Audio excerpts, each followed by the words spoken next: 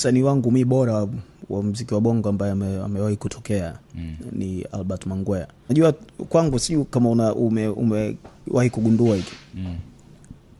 Rappers ambao ni wazuri sana wa freestyle hawatengenezi sana radio hits. Okay.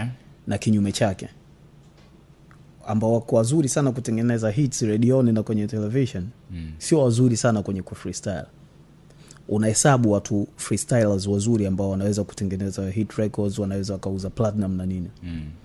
Mathalan Eminem, ndio aina ya watu ambao wanaweza kufanya vyote. Lakini watu wabaya kwa freestyle kama kina Cassidy, enda mahali fulani kataka kama kufanya biashara, wameshindwa, wamerudi mtaani kabisa.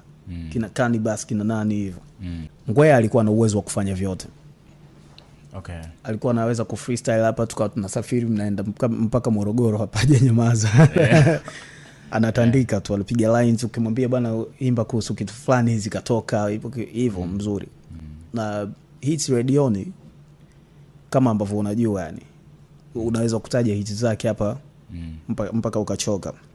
Kwa hiyo kilikuwa kipaji cha pekee. Mungu ampumzishe salama.